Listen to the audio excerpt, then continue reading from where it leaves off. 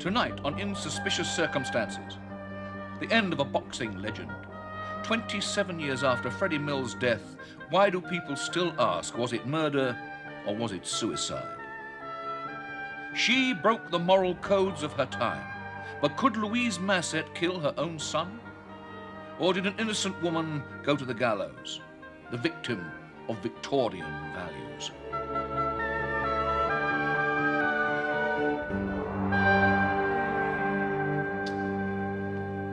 Hello, I'm Edward Woodward. Tonight on Insuspicious Circumstances, we investigate the capability of the human spirit. Could, for instance, a man, literally a born fighter, take his own life? Was a mother capable of brutally bludgeoning her baby son to death? Two classic cases, two sets of suspicious circumstances. The price of fame. For most people, perhaps an academic question, but bearing in mind the rewards, it is something that most people might gladly pay for. And once achieved, it is an exceptional man or woman who walks away from the limelight. Now, as a sportsman, your time in the limelight can be very short indeed. So what do you do for the rest of your life? I mean, to prove that you're still something, you're still somebody, and not just another Tom, Dick, or Freddie. Now, this rang a bell with me right away, which is nothing unusual because I often hear bells. It rang a bell and reminded me of the seconds in my corner the night I fought that big American fella, Joe Baxi. There I was, sat in the corner, blood all over the place. And a second looked down at me and he smiled so sweetly. These seconds do, you know, and he said, "Don't worry, Freddie. Just stand up, boy," he said. "You'll think of something." Well, of course I didn't. And I got a bloody good hiding.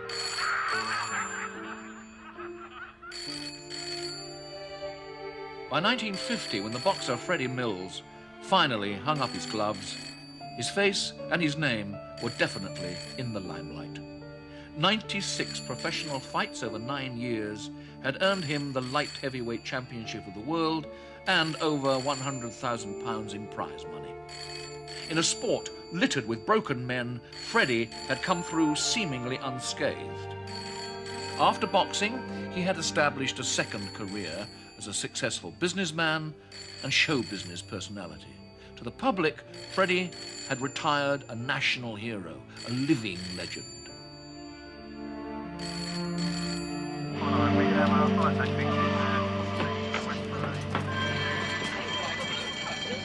Freddie Mills was found dead in the early hours of Sunday the 25th of July, 1965. He had been shot at point-blank range through the right eye with a .22 rifle.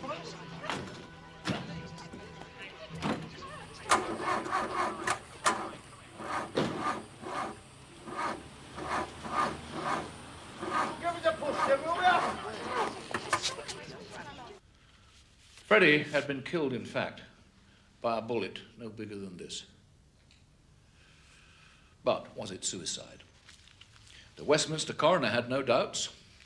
There had been nothing to suggest a struggle of any kind, he said, and the wound was obviously self-inflicted. He had heard, he added, that Freddie had business worries. But as far as Freddie's wife Chrissy and his family were concerned, the very idea of Freddie Mills, of all people, killing himself was totally inconceivable. To his family, indeed to the public, Freddie was the scrapper who just never knew when he was licked, who would just carry on coming at you however hard you belted him, and would still laugh it off later as if nothing had happened. Even if the reality of it was rather different. Are you all right, Freddie? Freddie, are you all right, son? Look at me. Are you all right, Freddie? Ted Broadrigg, Freddie's manager and father-in-law. Look at me. Freddie?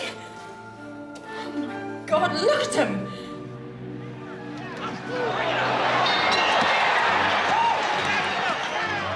Freddie's career had been a brutal one.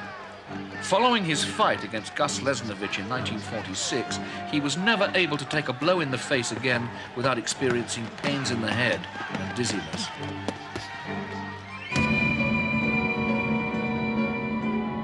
But the level of punishment then thought acceptable meant that only 3 weeks later, Broadrib steered him into the ring for yet another battery. It's a testament to Freddie's endurance that he could come back 2 years later in 1948 to fight Lesnovich and win the light heavyweight championship of the world.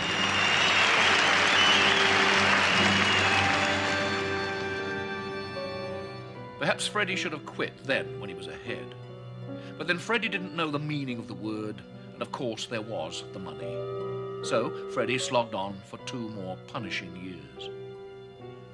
After that, even Broadrib decided that enough was enough.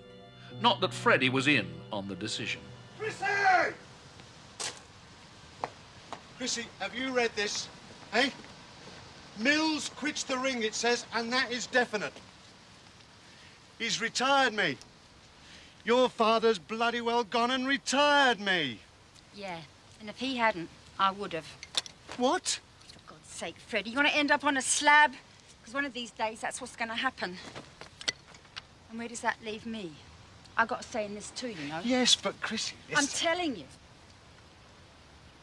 It's over, Freddie. It's finished. Chrissy, if I don't fight, what am I going to do? Look. Your name means something out there. It really does mean something. So? So use it. Let your name do the fighting in future. If anyone's earned a right to do that, you have. There we go.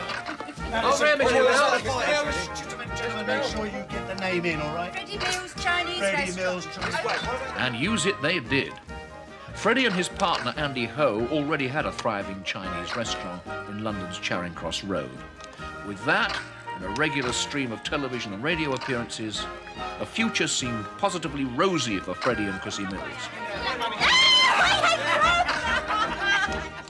But by the late 50s, London was awash with Chinese restaurants, each competing for trade. So, 13 years after he quit the ring, Freddie embarked on the biggest gamble of his career, turning his restaurant into a nightclub, Freddie Mills' Night Spot. Well, it made sense. After all, Freddie was a great showman, bubbling personality, and showbiz pals. Freddie's name and face could still pull in the punters. To his friends, however, his biggest gamble would be his greatest mistake. It took Freddie into a world he knew little about, where money was really all that mattered. It brought him new pressures.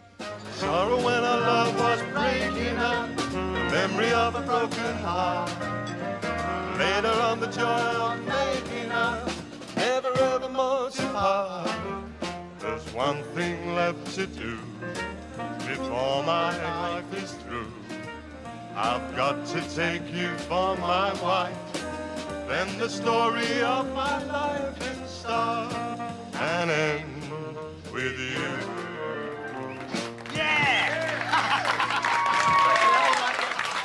All right. I know I was crap, but he was terrific, wasn't he? Ladies and gentlemen, put your hands together once again for your friend and my friend, Mr. Michael Holiday. Yeah!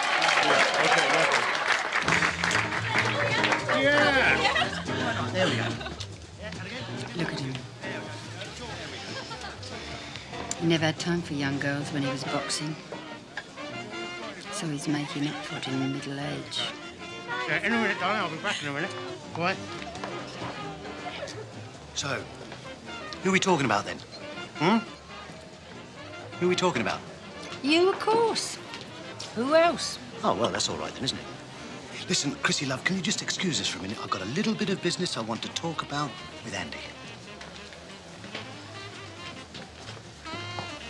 Listen, give me another 100, will you? I'm a bit short tonight. Another 100? What are you doing with all this money? It's been one of those weeks, you know? All right. But I'll have to put it through the books this time. Yeah, all right, put it through the books. That's your end of the shop. I do my thing, you do yours, all right? Give me £100. Listen, stop worrying. You worry too much. You know what they say? Live fast, die young, and you have a nice corpse, all right?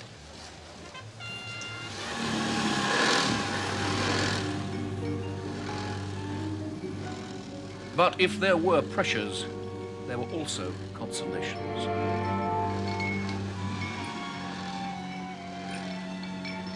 have a headache, Freddie? Yes. It's a real blinder. Here. Excellent. The affair lasted for 3 years. Until one day, Chrissy got to hear about it. Chrissy! Chrissy!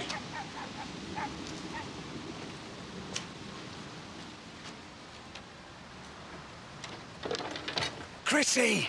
Open the door! You've locked me out! That's right. Well, what am I going to do? Why don't you go back where you've been? Chrissy! Chrissy!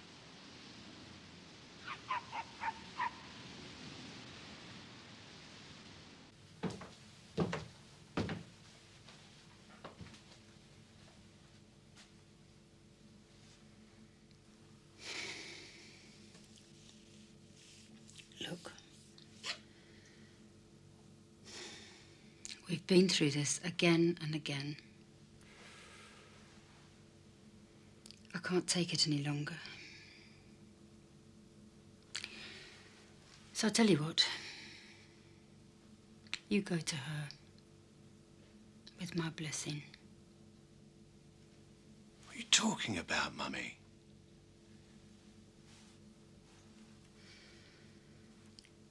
Me and the kids got to live our own lives. I'll give it 6 months. What are you on about? I couldn't leave you and the kids. Well, you'll have to make up your mind, one way or the other.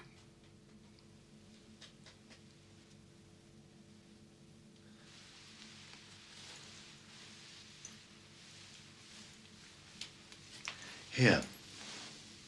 What's this? It's her key, isn't it? What? It's the key to her flat. Just take it. Get rid of it.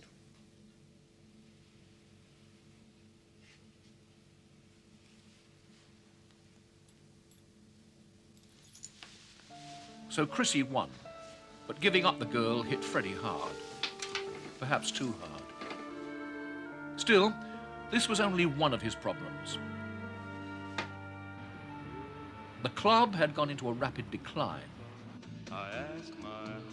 After just a few months, it seemed, the only showbiz pals coming into Freddie's night spot had troubles of their own. The singer, Michael Holliday, had met Freddie when they appeared together on television in the 6-5 special.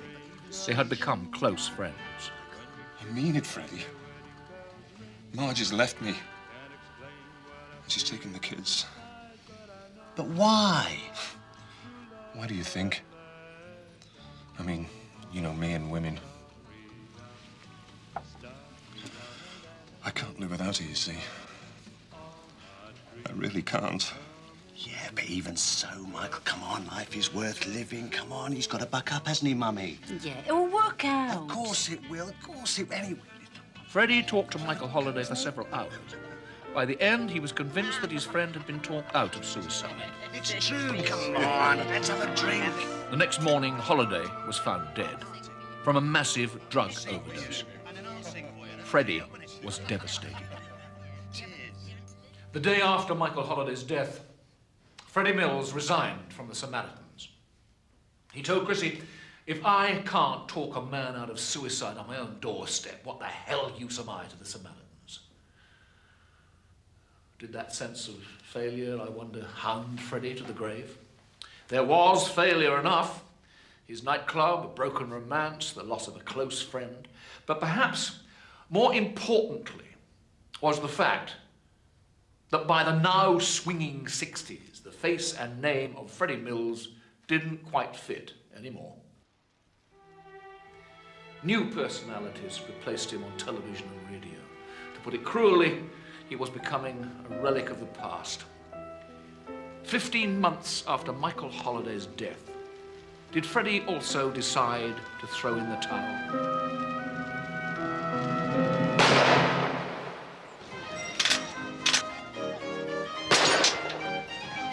One decision Freddie did make was to go to Battersea Fun Fair. 6 days before his death, he visited an old friend, May Ronaldson, who ran a shooting gallery.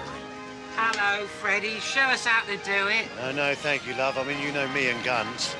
I'm opening a fete on Saturday, see, over at Esher. And I wanted to go as a cowboy, and I need a rifle. I thought you just said you didn't like guns. I can't be a cowboy without a rifle, can I, May? No. Hang on, I've got just a thing for you. Here, this will suit you down to the ground. Yeah, why's that then? It don't work. Oh, that's terrific. That's great. Mate, how high do you think that is? The Ferris wheel? Yes. I don't know. Say 80 to 100 feet, maybe. Oh, yeah. Did Freddie's visit to the fairground banish the last lingering doubts about suicide? What's wrong with it, exactly? The police certainly thought so. But anyone who knew Freddie Mills simply couldn't believe it. I mean, after all, Freddie wasn't just pro-life. He positively embraced life. He believed passionately that however tough things got, life was still for the living. And this is what he had told Michael Holliday. Your mother gave you that life to do something with, not to waste it. Now, you just remember that, all right? I wish I could believe that, Freddie. Then you remember it, Michael, and you believe it. Because it's true, all right? Those do not seem to be the sentiments of a man who was going to commit suicide. And certainly, Freddie's behavior that last Saturday hardly seemed to have been that of somebody seriously considering ending it all.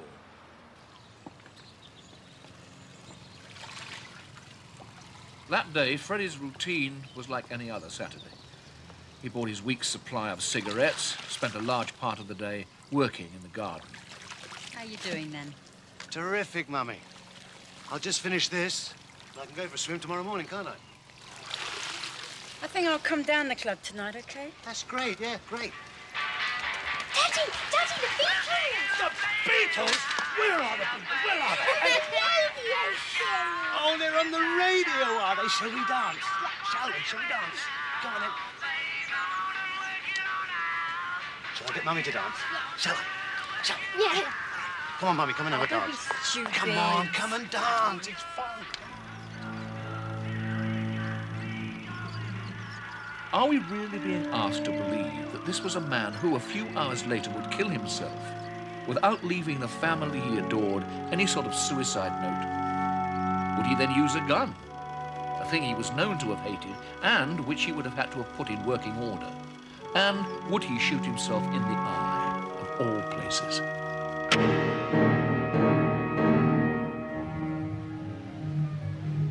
Let's take a closer look at just what is alleged to have happened during those last 3 hours of Freddie Mills' life. Hello, Bob. Mr. Mills. Now, he arrived at the club at just after 10:30, took a quick look inside, found the place almost empty, and so went for his usual evening nap.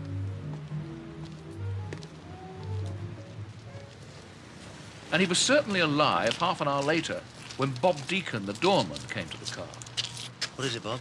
The club's still pretty empty, Mr. Mills. All right. Call me in another half hour, will you?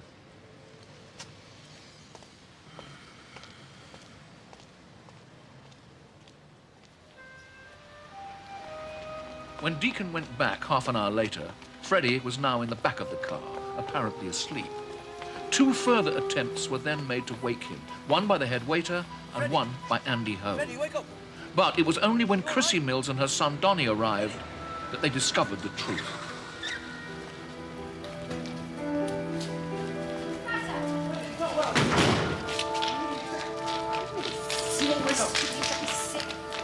Ready?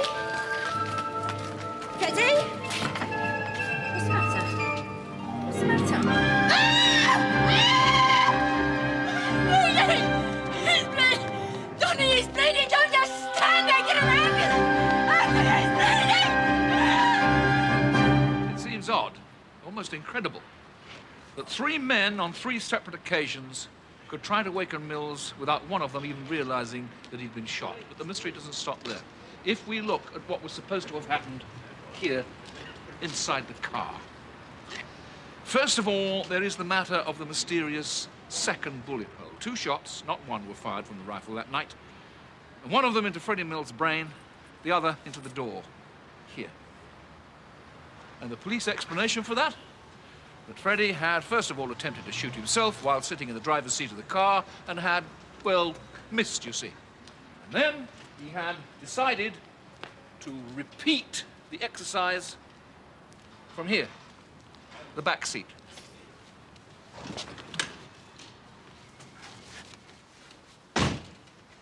Now, according to Chrissy Mills, she found Freddie here in the back seat, the rifle placed by his side like this. Freddie's face was slumped forward, so, and his hands placed like this on his knees. Now, no position is really comfortable for shooting yourself with a .22 rifle in the back seat of a car. But the most likely, if not ideal angle, surely, would be this. However, if he did shoot himself from this position, the gun would surely have fallen away from Freddie onto the front seat. Now, it would have been just about possible for Freddie to shoot himself from this angle. But if he had, could the gun have then fallen down into this position? I suppose it could have. But then would his hands have ended up here? Now, some would say that this was pushing the bounds of probability just a little too far. But if it really was murder, then who murdered him? This was Soho in the 60s, and Freddie's club had already been the centre of call girl scandal.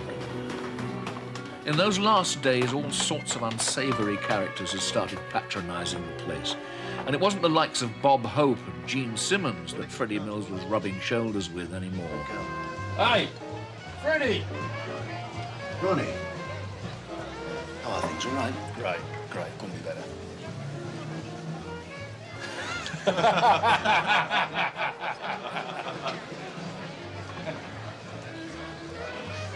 Freddie, Yes.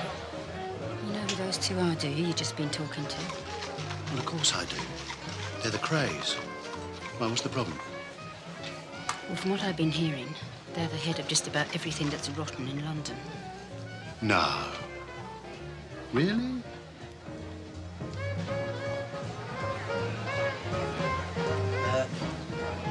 Ronnie, do you know what my missus has just been telling me? Now, she reckons you're the head of just about everything that's rotten in London.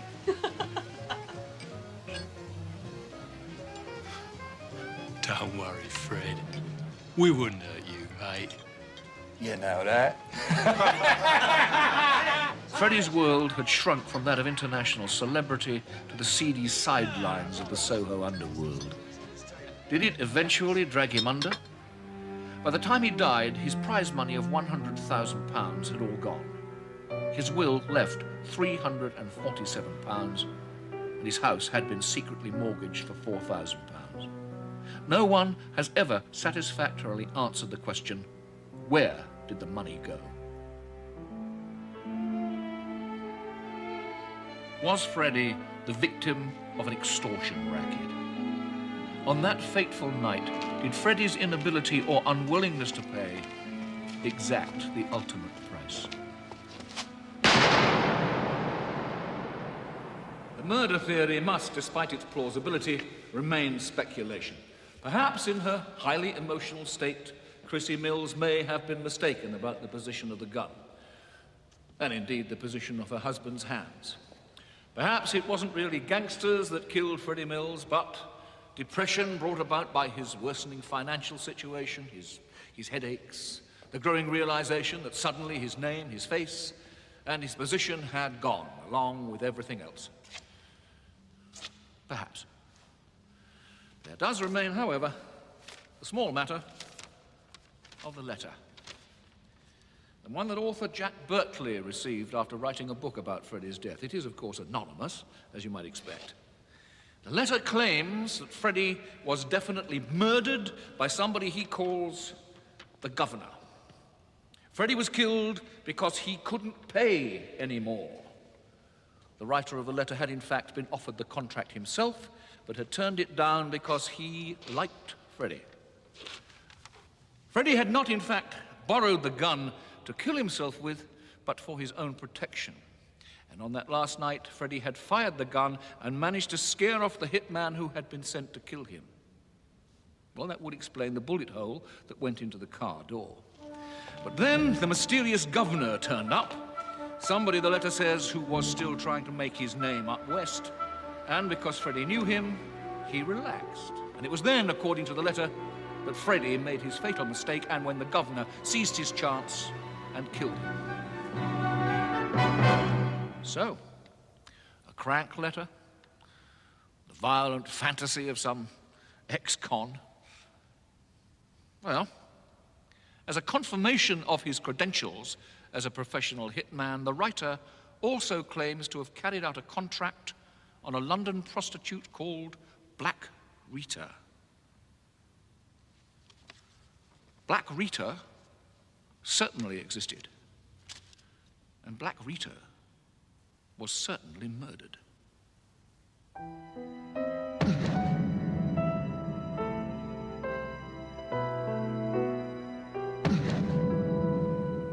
Next, on insuspicious circumstances, the case of Louise Massett. Did she commit the unthinkable and murder her infant son, or was she the innocent victim of Victorian values?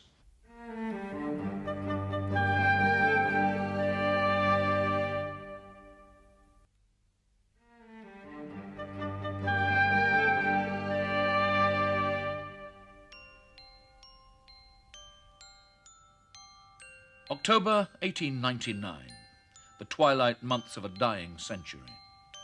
The London of the naughty 90s, the time of the can-can, the dance of desire that to the Victorians conjured up the image of the true city of decadence, Paris. Louise Massett, half French herself, Louise was a singular woman. She refused to be constrained by the moral confines of Victorian society. She never expressed the slightest sense of shame at having a 3-year-old love child. And, unlike so many unmarried mothers of the time, Louise had not abandoned her son. Manfred was boarded with a foster mother, his upkeep paid for by his natural father in France. Louise visited him regularly, and to all who knew her, it was clear that she loved her son very much. But on this particular weekend, Louise had other loves, other desires.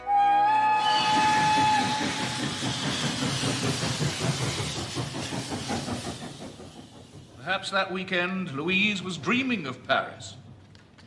Paris, however, was too far away for a stolen weekend of passion. But Brighton wasn't. And wasn't Brighton the Paris of the British? Brighton might just be possible, with a little harmless deception. Perhaps her dream was stirred by such a poster in a railway waiting room. Certainly Louise was unaware that it was the waiting room itself that would shape her destiny. Or rather, 3 such railway waiting rooms. The first, where she and her son were seen together for the last time. The second, where the boy's body would be found naked and suffocated. And the third, in Brighton itself, where she would greet her lover and where the clothes of her dead child would be found. In the first week of the 20th century, Louise Massett was hanged for the premeditated murder of her son, Manfred. Did an innocent woman go to the gallows?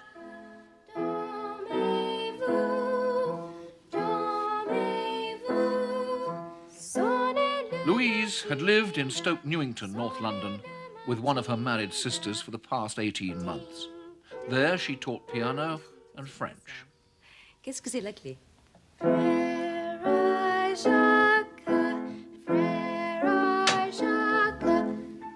What was that? Qu'est-ce que c'est? Oh, c'est rien. Alors, ma petite. Fini? Have another lesson somewhere else. Must hurry. Oh. Oh, mwah. Oh. Air. Must have some fresh air.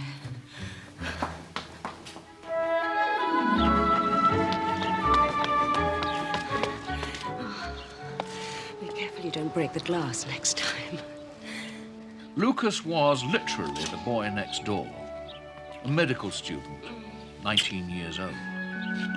Throwing stones at windows. I feel like a schoolboy. My best pupil. You remember what I've taught you.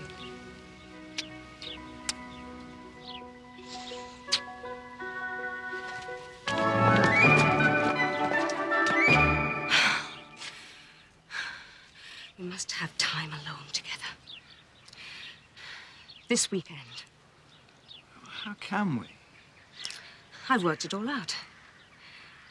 I'm taking you to Brighton. Wouldn't you like that? I doubt your sister would approve. I told her I'm taking Manfred to France on Friday to be with his father. So we have the whole weekend. Chérie. With the three of us? No. I've made other arrangements for Manfred. Just the two of us. Alone. A passionate lover? A devoted mother? Could she be both? Given her particular circumstances, it was a difficult question for Louise. But she was a resourceful woman. And so on Friday, the 27th of October, 1899, Louise travelled the 3 miles to Tottenham. And there, waiting for her, was her son Manfred, in his Sunday best. With Helen Gentle, the woman who had fostered him almost from birth. After almost 4 years, this was to be a painful parting. Louise had told Miss Gentle that he was to be raised by his father in France.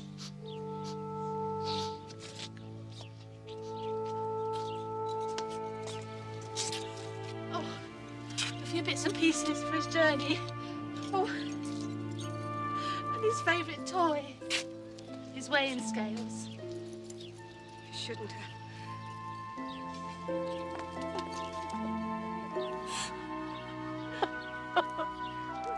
It's best for the boy. I wouldn't otherwise.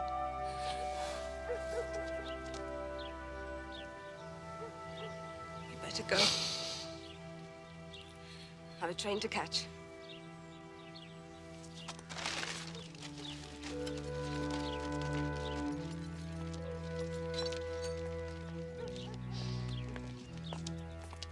The next time Miss Gentle saw Manfred was to identify his body in the local mortuary.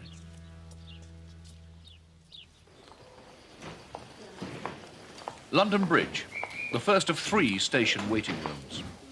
3 p.m. The Brighton train was to leave within the hour. Mrs. Reese, the attendant, had just started what would be a long shift. I know you want to stay with Helen. Going for a train? No. We're waiting for someone, but they haven't arrived. What's fretting him?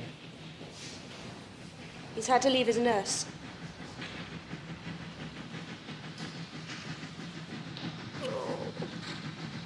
Are you hungry, Monty? This was the last sighting of mother and child together. At the trial, Louise Massett did not disagree with Mrs. Reese's account of their first meeting, but she did disagree with Mrs. Reese's statement that she saw her 4 hours later at 7 p.m. alone, washing her hands in the washroom.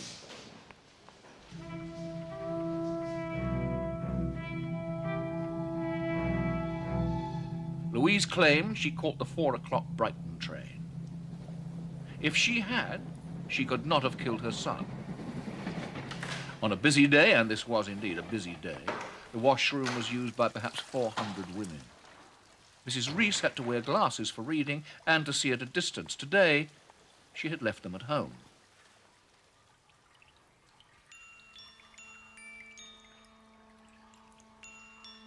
But this is another washroom in the ladies' waiting room, Dalston Junction, Louise's local station, more than half an hour away from London Bridge. It is 6 o'clock. Behind the door, naked, wrapped only in a cheap black shawl, Manfred's body. He had been knocked unconscious by a heavy blow and then suffocated.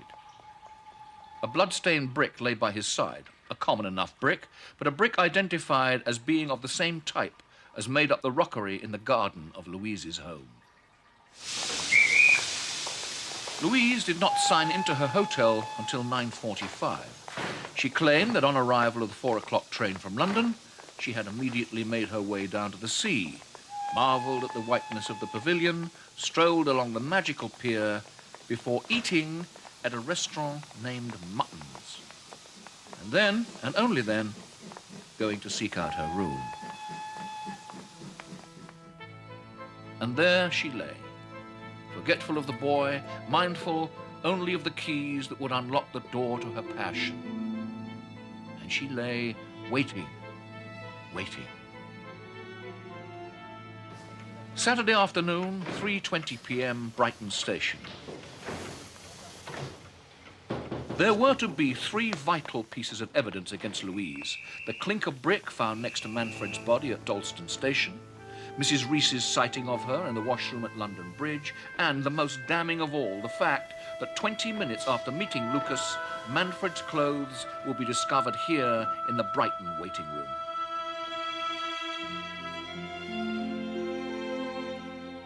Louise was to pay dearly for a weekend of love. The two of them returned to London on the Sunday night. On Monday, she went to work as normal. Manfred was identified in the newspapers on Monday evening. Later that night, an apparently distressed Louise appeared at the house of her second sister in Croydon, claiming to have just read the report and panicking that the police might suspect her of the crime. There she was arrested and charged by the police.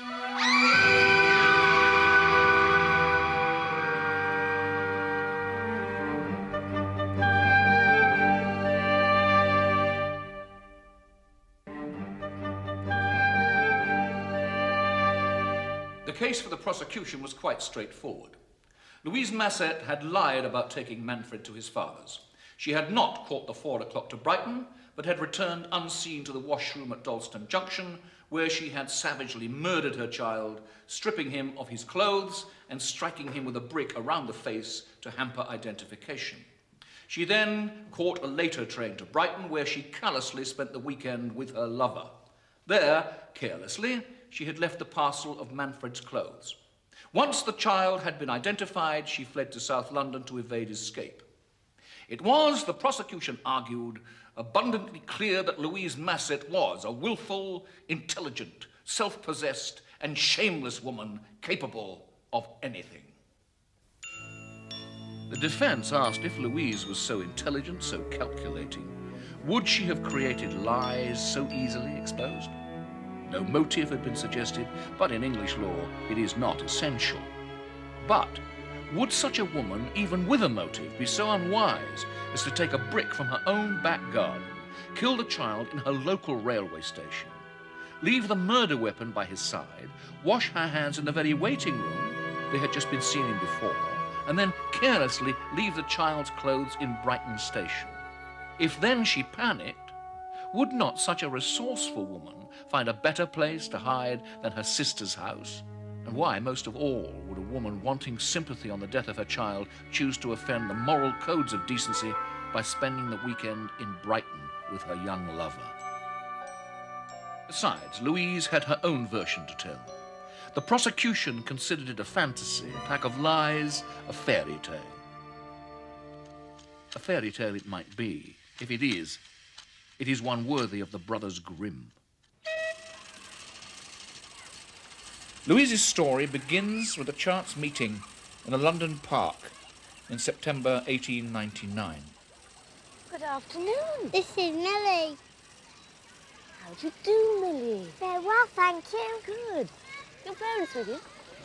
What's in my boat? Who wants to ride The children bumped into each other regularly in the park. And, of course, the mothers began to talk.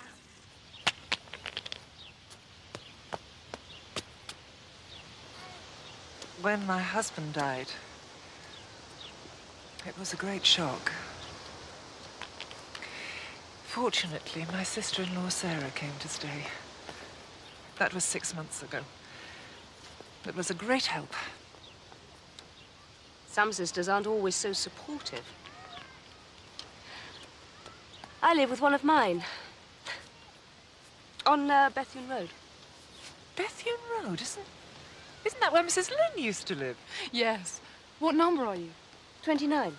Oh, no, she lived much further down the road until she moved. Oh, the joys of moving. We're heavily involved in that at present. My husband didn't leave us quite as well provided for as he would have hoped.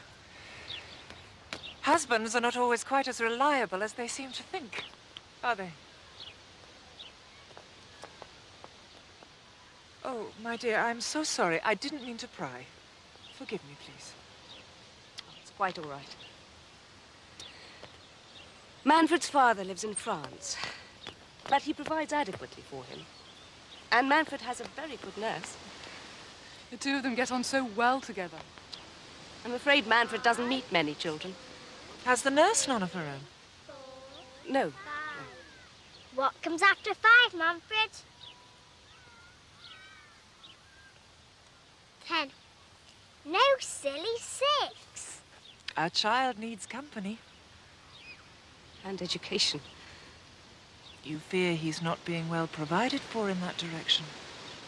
Oh, he has love, but... She does all she can. Well, then angels can't expect better.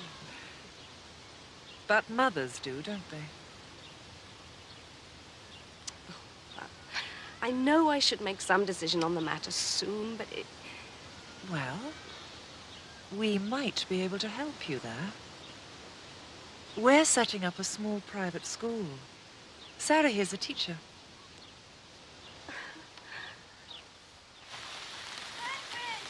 Louise and the Brownings agreed to meet again the following week.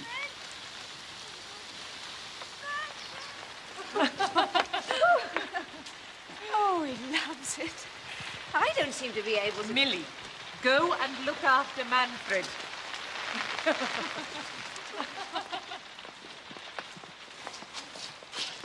Oh. She's so good with him. I didn't think you'd be out in this weather. We have some good news.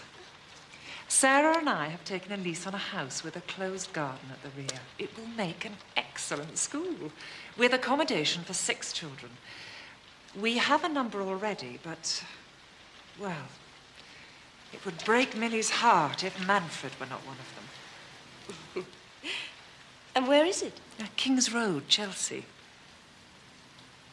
Oh, it's a long way away. Oh, it's really not that far. You'd still be able to visit every Wednesday. Yes, but The nurse? I don't want to hurt her feelings. You don't want to deprive your child either. We don't want in any way to force you. But at the rate we offer for the year, well, you understand. We can't wait.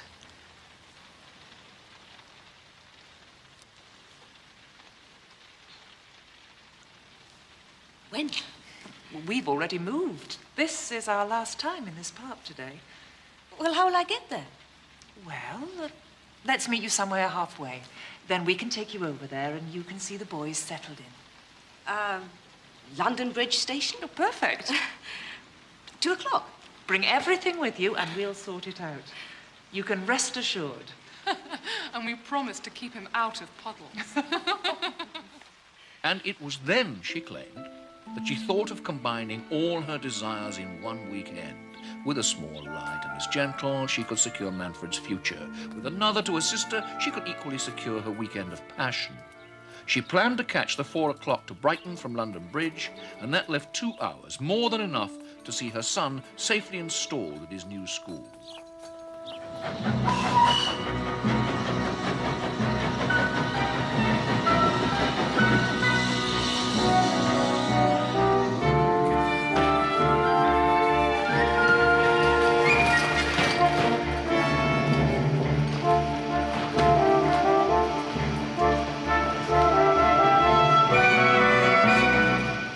late. I'm very sorry, my dear. It's taken an unbelievable amount of time to get here. But I planned to be on the next train to Brighton. Oh, my dear, I am so sorry. I had no idea. What is it, Manfred? He wants a cake. Oh, I'll take you for a cake. He's been crying. But why?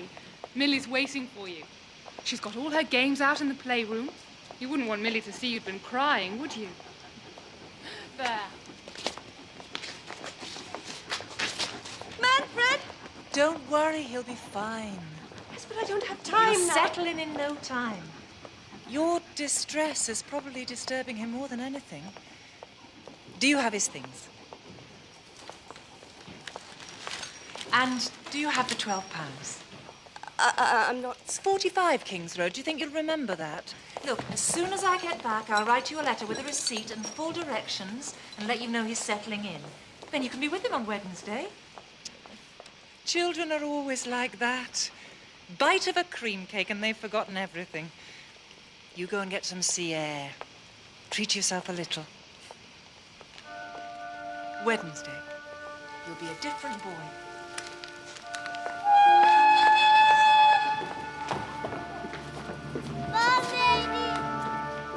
Mrs. Browning and her sister-in-law were never traced. In the smoke and smog of Victorian London, they had disappeared like shadows in the night.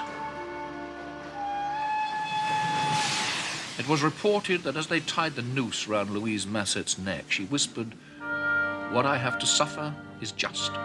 Justice has been done." Perhaps it was this moment, this simple failure to be a responsible mother, that was to haunt her to the end. Did the Brownings exist at all? If they did, were they then the murderers? Had they carefully picked their victim, a young unmarried mother concerned about her child's education? Had they taken a few simple precautions to throw blame on her? The brick from her garden left conveniently by the body, and then perhaps a little outing with a small parcel of clothes to Brighton Station. The school in King's Road was, of course, a fiction. But whose fiction was it? Theirs or Louise Masset's? The jury decided it was hers. The guilty verdict took them less than 15 minutes. And yet there was nothing but the most circumstantial of evidence. There was no indication by Manfred's death that she would gain any financial benefit, quite the opposite. There was no suggestion of marriage in the offing, where a love child might be an impediment. There was not the slightest indication of her ever expressing any antipathy towards the child. I mean, at the very least, one might have supposed a little doubt, surely. But perhaps Louise Masset was tried for a different crime, a crime for which she was never charged.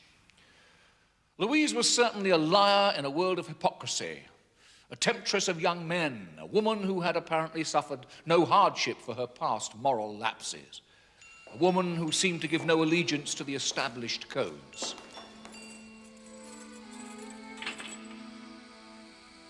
Were the jury themselves guilty, punishing her as a warning to others?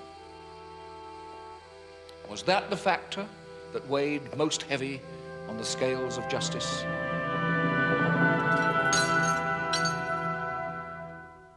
Four days prior to the execution, the owner of Mutton's Restaurant Brighton, together with a waiter, signed official statements that Louise Masset ate on their premises between 6 and 7 p.m. on the night of the murder. The defense asked for an official stay of execution to allow positive identification to take place. The Home Office refused the request.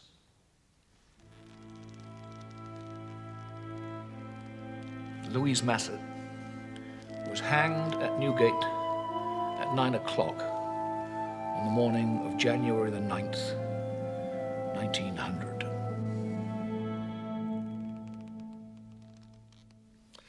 It is an interesting thought, is it not, that the next woman to hang at Newgate was Ada Chard Williams, executed for the murder for profit of a 2-year-old illegitimate child which had been fostered out to her by a young unmarried mother. Good night.